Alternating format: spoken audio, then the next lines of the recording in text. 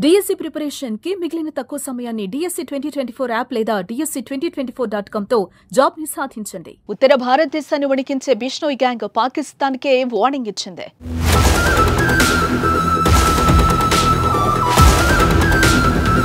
Pahalgam ఉగ్రదాడికి ప్రతీకారంగా Lashkar-e Taiba chief Hafeez Syed ను లేపేస్తామంటూ సవాల్ విసిరింది. పాక్ వెళ్లి మరీ చంపేస్తామంటుంది ఈ బిష్నోయ్ గ్యాంగ్.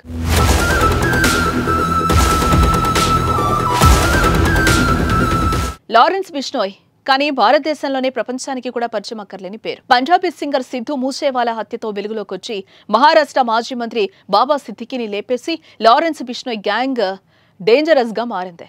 ఇక బాలీవుడ్ కండల వీరుడు సల్మాన్ ఖాన్ కు చంపేస్తామని బహిరంగంగానే లారెన్స్ బిష్నోయ్ గ్యాంగ్ గత కొన్నాళ్లుగా బెదిరిస్తూ వస్తోంది. జైలు నుంచే తన గ్యాంగ్ ను నడిపిస్తూ క్రిమినల్ సామ్రాజ్యాన్ని విస్తరిస్తున్న లారెన్స్ బిష్నోయ్ ఉత్తరాదిని వణికిస్తున్నాడు. అయితే తాజాగా మరోసారి ఈ గ్యాంగ్ హెడ్లైన్స్ లో నిలిచింది. పహల్గామ్ ఉగ్రవాద దాడిపై దేశం మొత్తం ఆగ్రహం వ్యక్తం చేస్తున్న సమయంలో బిష్నోయ్ గ్యాంగ్ నుంచి ఓ సంచలన ప్రకటన చేసింది.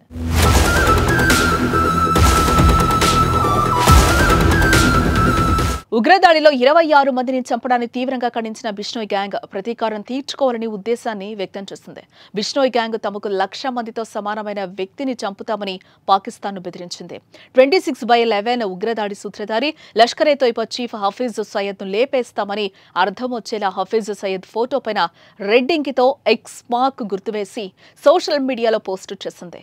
పాకిస్తాన్ దేశంలోకి ప్రవేశించి హఫీజ్ సయద్ ను లేపేస్తామంటూ వెల్లడించింది.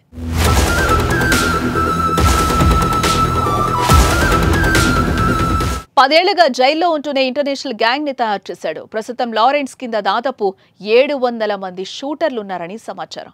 వీరి నెట్వర్క్ దేశంలోని 11 రాష్ట్రాల్లో విస్తరించింది.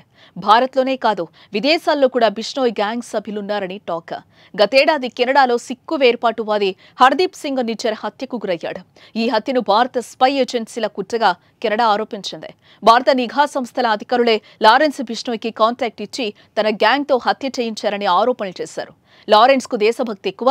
గతంలో ఆయన పాడిన దేశభక్తి గేయం లారెన్స్ దేశభక్తికి సంబంధించిన పోస్టులు వైరల్ అయ్యాయి. ఖలిస్తానీలు పాకిస్తానీలంటే లారెన్స్ కు అస్సలు పడదు. ఈ క్రమంలోనే భారతీయులను చంపడంలో సంబంధాలు కలిగిన హఫీజ్ సయద్ ను లేపేస్తామని అతడి గ్యాంగ్ నుంచి ప్రకటన రావడం ఇప్పుడు సంచలనంగా మారింది.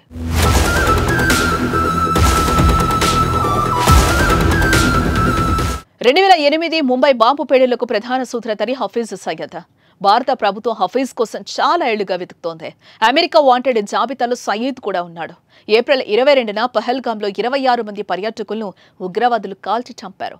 హఫీజ్ సయద్ కనుసన్నల్లోనే ఇది జరిగినట్లు భారత ప్రభుత్వం అనుమానిస్తోంది. ఏ క్షణమైనా భారత్ దాడి చేస్తుందనే భయంతో ఆయనకు పాక్ ప్రభుత్వం భారీ భద్రతను ఏర్పాటు చేస్తుంది. మరి భారత్ హఫీజ్ సయద్ విషయంలో ఏం చేస్తుందో చూడాలి.